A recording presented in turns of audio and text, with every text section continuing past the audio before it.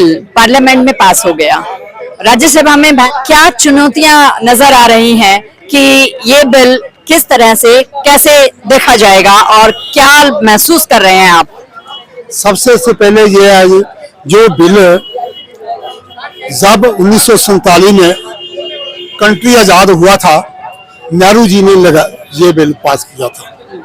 चलो जो उस वक्त का समा था, जैसा भी था ठीक था, उस वक्त हम पैदा भी नहीं हुए थे।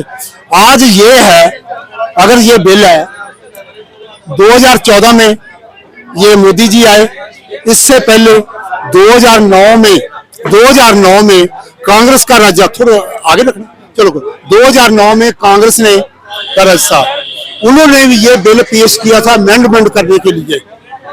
इसी बीजेपी सरकार ने, दूसरी ओपोजिशन ने उनका समर्थन किया था।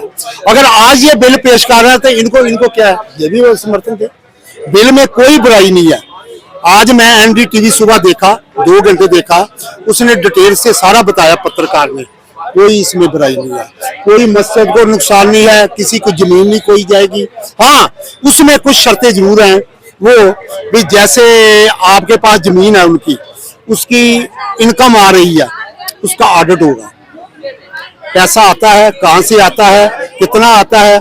अगर जो पैसा टैक्स में आ जाएगा, उसका टैक्स देंगे तो मुल्क खुशहाल हो जाएगा। इसमें क्या, हमने गवर्नमेंट जॉब की, मेरे पास फंड्स आते थे, साल पीछे हमारा ऑडिट होता था, पैसा आया कहाँ खर्च किया, अगर उसमें कोई कमी पैसी पे तो हमारे ऊपर केस बनता था कि ये पैसा कहाँ गया।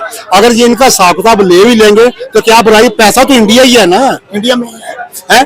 बस यही बात है, कोई किसी की मसले नहीं उठानी, किसी का कोई घर नहीं खोना, किसी का। ये ओपोजिशन वाले क्रेडिट लेना चाहते हैं, इनके पास कोई मुद्दा नहीं है। अगर इनके पास कोई मुद्दा, 300 पहले कहते थे 370 धारा हटाएंगे, नहीं था, राम मंदिर बनाएंगे, नहीं था, अगर उसने बना दिया तो क्या बुराई की है। इनके सामने राम राम बोले तो गल में पड़ते हैं ये। अभी 10 दिन हुए, एक कांग्रेसी आदमी था, मेरा दोस्त था, उसको मैंने राम राम बोल दिया, अंदर राम मंदिर तो गिर गया। और मैं क्या जब बकवास ना बोती कर, मैं कितने गिरया, मैं उसे लाइना लगियां ने, मैं क्या राम मंदिर जरा बनया तुहाडे साडे पैसे ना बनया है, गवर्नमेंट के पैसे ना नहीं बनया, तो असीं अपनी जेब के विच दान किया है। उन्होंने इन्ना ही नहीं पता, कहता सरकार ने बनाया, मैं सरकार ने कुछ नहीं बनाया। ਜਿਹੜੇ ਉਹਨਾਂ ਦੇ ਮੈਂਬਰ ਹੈ ਉਹ ਵੀ ਸਾਡੇ ਨੇ, ਉਹਨਾਂ ਦੇ ਕਮੇਟੀ ਦੇ ਮੈਂਬਰ ਵੀ ਸਾਡੇ। मैं ਹੁਣ थोड़े दिन राम मंदिर हो गए, कोई गल नहीं, उसे कोई भेदभाव नहीं। हम वक्फ बोर्ड के ऊपर बात करें थोड़ा सा, जनता से, और जनता से भी एक बार हम बात लेते हैं, फिर आपके पास भी मैं आती हूं। सही है, कोई नुकसान नहीं, ओपोजिशन के पीछे नहीं जाना चाहिए, इसको पढ़ना। हाँ, सरकार की एक गलती है, जब ये बिल बनाना था ना, इसके पंपलेट बनाते, हवाई जहाज से गिराते, आपके हाथ में आते, इसके हाथ में आते, उधर आते, हम उसको पढ़ते, फिर कभी विरोध नहीं होना था। अब इसकी कमेटी बन रही है, उसमें मुसलमान भाइयों को भी बिठाया जाएगा। और अमित शाह जी का एक बहुत ही बड़ा वो दोस्ती का दोस्ताना जो चलता है ना, वो, क्योंकि हम एक काम कर रहा हूँ भाई, तू एक काम संभाल के रख, और काम होना चाहिए अच्छा। इसमें कोई विपक्ष आए उसको मुंह तोड़ जवाब देना है, ये है मोदी सरकार।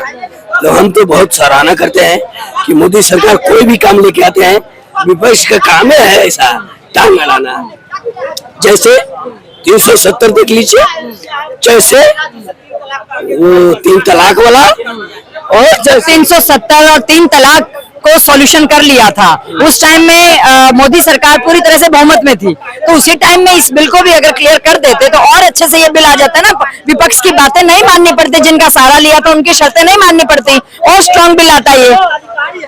तो मेरा कहने का मतलब है कि विपक्ष ने 70 साल तक चलाया है काम, अब हमारा बीजेपी का राज आ गया है, और बीजेपी पहले से ही जो मुद्दा कही है वो करेगी। कहने का मतलब कि मोदी और अमित शाह जी का है ना स्टाइल, इनका कोई भी काम बेशक टांग लगाओगे लेकिन पास होके रहेगा। बस इतना ही कहना चाहता हूँ मैं।